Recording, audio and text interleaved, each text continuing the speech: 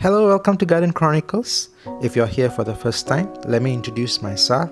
My name is James Devin, and I'd like to share a little bit about how I care and cultivate my tropical garden plants.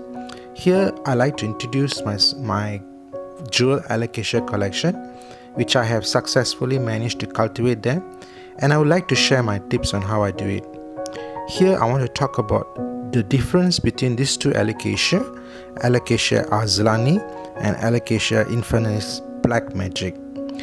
The main character about Azlanii is that you will see the red veins on the foliage, and this particular structure, if you look carefully, it has similar characteristic of a Cuperea, Alocasia Cuperea foliage structure, and these are the red veins that you can actually notice something of this glossy kind of red veins, which this is the most important evidence to identify the difference. And if you are not sure about Azlanii, look out for these red veins. Let us inspect more of the other characteristics about this particular Alocasia. If you can see the overall plant about it, the back leaf of this plant, if you notice, it has a darker magenta colorization. I notice the brighter the place, the environment, the darker the leaf will get. The other thing here about it is there's a hollow denture in the center part about it. That's one of the characteristics of Azlanii. And then you can also notice that there is a light lining around the perimeter of the leaf, and somehow that will actually give the leaf a little bit more brighter kind of a look when it's because it's a dark leaf plant. You can see that the branches that comes out of it, the leaf, all of it is actually a very light leaf, so it won't have dark leaf branches coming out from that. Now, this is a new leaf. If you notice that I actually sprayed fungicide on it, and somehow it seems to be like containing at the center. Somehow this particular leaf will sort of like set as a contained water at the center structure. So do be careful if you're spraying water on it. It can cause leaf rot on them, so do watch out. If you can, just spray water on the medium and very lightly on the leaf. Now let's look at this particular one. This is Infernalis, and if you notice that it does not have the center kind of a hollow kind of thing. It's more like a flat fan shaped structure. However, the dark colorization is very similar with Azlanii, and it has this glossy kind of effect similar to Azlanii. And the other thing here is that there is a slight red tones on them, but there is no red vein in comparison with Azlanii. I don't know if I can notice that the sheen. Yeah, that's what I wanted to say.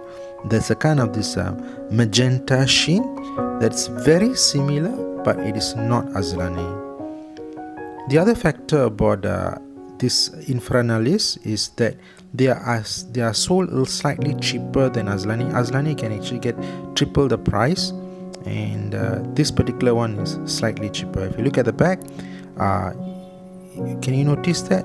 Very similar to Azlanii. I think the new leaf will have that Azlanii look, but it is not Azlanii. So it's very important not to get cheated or tricked or scammed, because Infernalis seems to be is much more easier to grow, and there's a more in the market in comparison to Azlanii. If you can notice the difference, I actually place them side by side for comparison.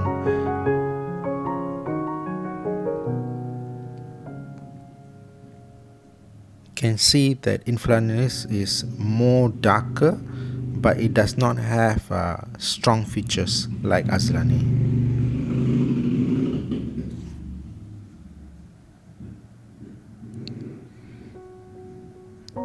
I'm actually putting them side by side just for you to compare.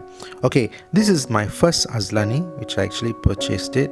It was almost dying because I have forgotten to trim off the flower, and what I've noticed that I have to, when the flower was almost at its prime, I'm trimmed it off, and it actually cost me a quite of this backlash because the plant was almost going to become dormant. However, this leaves that I'm actually holding right now is quite strong and very it appeared to be very thick and stable. So don't discount the fact that if the leaf is actually dying and you're trimming it off. Don't do that. Wait for the leaf to be totally dry off, then carefully trim off. Don't trim off because you will actually cause the plant to go more dormant. It is okay, the unsightly look of it having it all the dry parts about it. Just wait for it for a new leaf to appear. The other thing here is that Azlanii is that they tend to rot easily. So one of the tips that I would like to show to you is that this is what I do if I'm not sure, and I would always recommend this for new beginner, is to get this chopsticks, especially the one that is been thrown away type, and you just poke it and you just check, see if there is whether moist or not.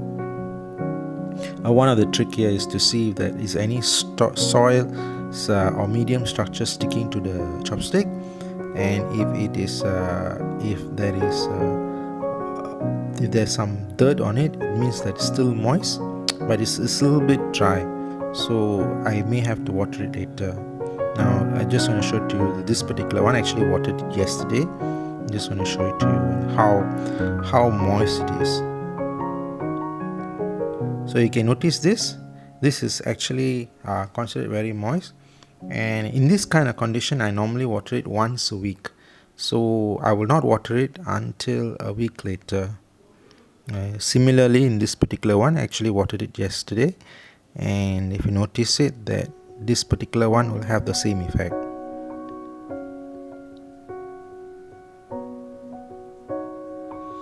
I would recommend this tip for all those people who have just started on their new Alocasia and would like to know the tips, and this is what I want to show to you.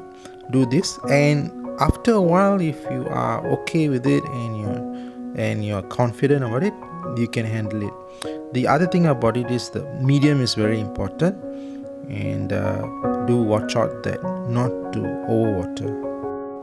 As you can see, all these leaves, especially burnt and half, all that kind of thing, I normally don't trim it off. I'll just leave it until the leaf dries out. Yeah, it is quite unsightly, but that's the thing about Alocasia. They do this most of the time. Basically, I wanted to show some tips and identify some of this difference between these two Alocasia. Thank you so much for visiting, and do comment below if you have any question, and I would appreciate if you can like and subscribe and support my channel. Thank you, and have a nice wonderful day. Happy gardening. Bye.